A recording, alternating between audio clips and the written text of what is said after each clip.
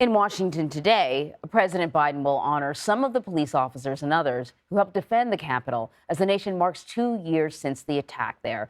Federal prosecutors have charged more than 950 people, and a congressional panel investigating the attack has heard from more than 1,000 witnesses. Scott MacFarlane has more for us now from Capitol Hill. Good morning, Scott. Anne-Marie, good morning to you. It looks and feels so similar 2 years to the day later. Same temperature, same cloud cover, same aesthetics here at the Capitol. And to a degree, this story is still unfolding. It's the largest criminal prosecution in U.S. history. It has miles to go. And for some of the people who work here, so many of them, they're still dealing with the trauma. As an angry mob climbed walls at the Capitol, smashed windows, pushed back police, and even threatened to hang the sitting vice president, congressional staffer Sharon Nichols was alone, barricaded inside an office, worried about losing her life. It was frightening. It was terrifying. Being alone was the hardest part. Very few rioters were arrested that day. The police were vastly outnumbered and at times overpowered by the mob. But the FBI seized records from more than 5,000 cell phones and amassed thousands of hours of video of what may be the most documented crime in U.S. history, charging at least 950 people so far, nearly half of whom have either pleaded guilty or been convicted at trial, including Oath Keepers founder Stewart Rhodes, convicted of seditious conspiracy. Those in favor say aye. Aye. After an 18-month probe, the U.S. House January 6th committee referred former President Donald Trump to the Justice Department for prosecution, alleging he incited an insurrection. These people are not going to take it any longer. Trump has denied any wrongdoing, but already a declared 2024 presidential candidate, a former federal prosecutor, says if there are any criminal charges, they may come soon. You think if they were going to move on this, they'd want to move well before the next presidential election? Well before. Not only that, but if there is going to be charged, they want a trial to happen before the next election. As for Nichols, she still works here and started a support group for other survivors. It helped us to connect with one another, to talk about it, to share our experiences with each other and compare. Capitol Police suffered a wave of resignations and retirements after the attack on their officers January 6th. They have a new chief now who says they've made more than 100 significant improvements, but he acknowledges, Anne-Marie, they have more hiring and much more work to do.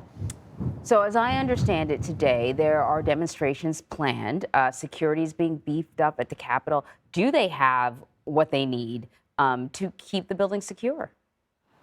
Yeah, I'll tell you, it's noticeable over the past 2 years how incrementally they have, increased the posture outside, the bike rack barriers, the visible police officers. A little harder to get access to the complex than it was 2 years ago, and it's been an incremental change. That's there. More, though, than demonstrations, we do expect some number of ceremonies today. Behind me on the Capitol steps, there'll be a group of members of the U.S. House and staffers who gather at 10 a.m. Washington, D.C. time, and then through the day later for ceremonies. Mark the day. Informal things inside as well. Capitol Police, I'm told, will have a private ceremony to honor those officers injured or who stood on the front lines. That'll happen at their headquarters midday. It's going to be a day where there are small gestures, small ceremonies, in addition to what happens at the White House, where there is a formal ceremony for police heroes and, Anne-Marie, the election officials who stood up to the baseless lies, claims, and threats after November 2020. Speaking of elected officials, and what we've been really talking to you about over the last few days is the House being in suspended animation because they cannot pick a speaker. And it has not escaped me that some of those 20 Republicans that are holdouts have been less than critical of what happened there 2 years ago. I'm wondering if the uncertainty in the House may be having an impact on how Congress remembers the January 6th attack today. Yeah, logistically, it very much is, because there's no Speaker of the House. They really can't do the things they typically do, event planning, staging. There's nobody in charge, so it's hard to get access to rooms and spaces. That's why they're having an event outside where you don't need anybody's permission or anybody's keys to get in the door. Yeah, administratively, this House is paralyzed. And there is this haunting symmetry between January 6, 2023 and January 6, 2021. The U.S. House of Representatives is basically closed. And any number of the people who have questioned the January 6th attack. There have been some members of Congress who have called it a peaceful protest, an unarmed insurrection, and have called some of the defendants political prisoners. Some of them are still here in Congress. A few of them are among the 20 who are holding up the speaker vote.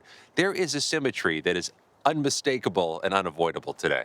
Before I let you go, I want to ask you about something else. Sandra Garza, she is the longtime girlfriend of Capitol Police Officer Brian Sicknick, who passed away, I think, a day or two after the riot. You can sort of clarify for me. She's filing a civil lawsuit against the former president and two other defendants, two other people who were there at the Capitol. Can you tell us more about this lawsuit?